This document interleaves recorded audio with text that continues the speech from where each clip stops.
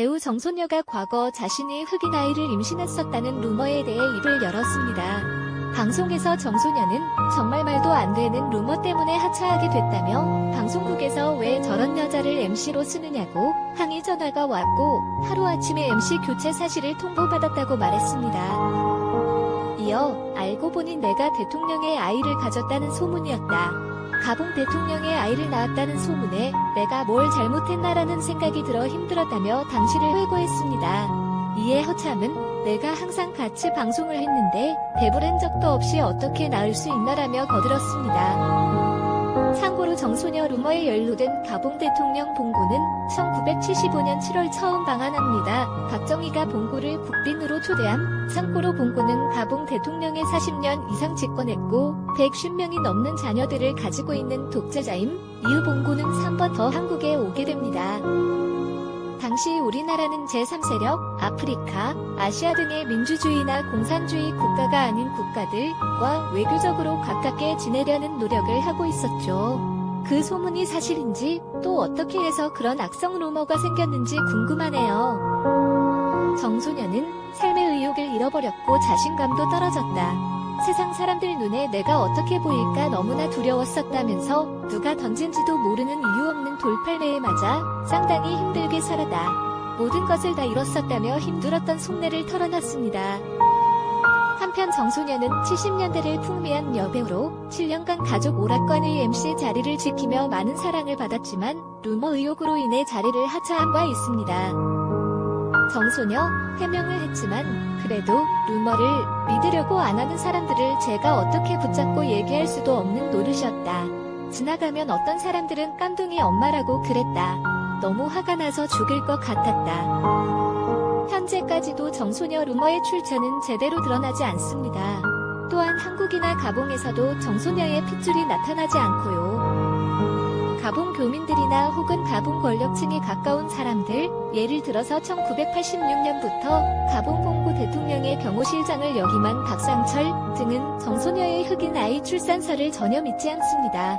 가봉에서도 증거가 하나도 나오지 않았기 때문이죠. 사실 정소녀 전 남편 집안 사람들의 이야기를 들어보면 쉽게 알 수 있죠. 또한 정소녀를 둘러싼 다른 사건 역시 궁금하네요. 잘 알려지지 않았지만 정소녀 집안은 보수적이었습니다. 정소녀 어머니, 돌아가신 남편이 헌병대장 출신인데 얼마나 엄했는지 아는가. 애정, 정소녀의 본명, 이는 이 소문을 듣고 너무 큰 충격을 받았다. 연애 활동을 할 수 없을 정도였다. 갑자기 심장병도 생기고 얼굴에 심하게 부기가 오르는 등 병도 많이 얻었다. 정소녀, 아버지가 군인 출신이었다. 헌병대장이었던 아버지가 굉장히 무서웠다. 내가 큰딸이었는데 엄한 아버지 밑에서 예절 교육을 철저하게 받았다.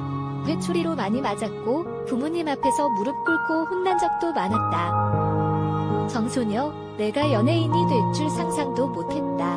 무용가였던 어머니의 끼를 물려받았다. 전역 후 아버지가 스웨덴 대사관 근무로 외국 생활을 했는데 사고방식이 많이 개방적으로 바뀌었다.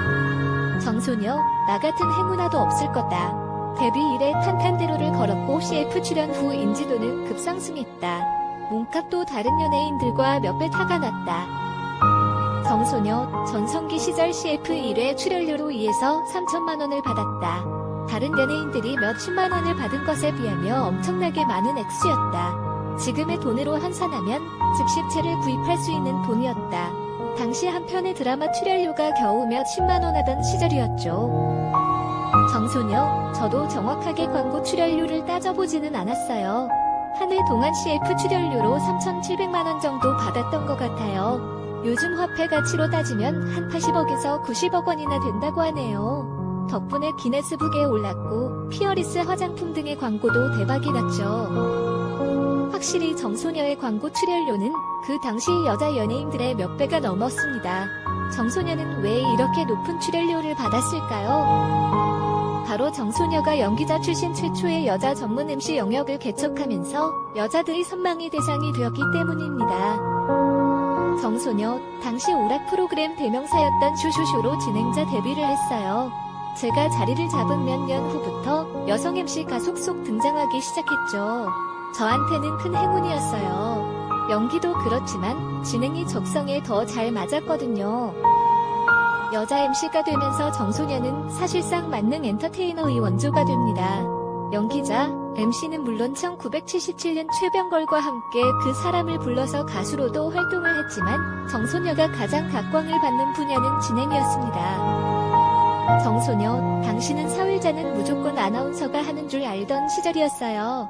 젊고 겁없는 20대 초반이었으니까 MC가 뭔지도 모르면서 무작정 했어요. 일이 좋아서 마냥 행복했지요. 세상에 무슨 일이든지 할 수 있을 것 같던 때였어요. 정소녀, 전성기 시절 바쁜 스케줄 탓에 이성과 만날 기회가 없었다. 당시 몇 년 만에 찾아온 학교 동창과 만나게 됐고 23번 만난 동창에게 프로포즈를 받아 세간의 주목을 받으며 결혼을 하게 됐다. 정소녀 전 남편 직업은 사업가, 여의도에서 의류 수출업체를 경영해왔고 고향은 제주도였습니다. 원래 제주도 병원 원장의 아들이었죠. 정소녀는 결혼 이후 잠정 은퇴를 합니다. 이 기간 중 약 4개월간 제주도에서 시집살이도 하고 이후 서울에서 신혼생활을 하게 되죠. 하지만 5년 후 정소녀는 이혼을 하게 됩니다.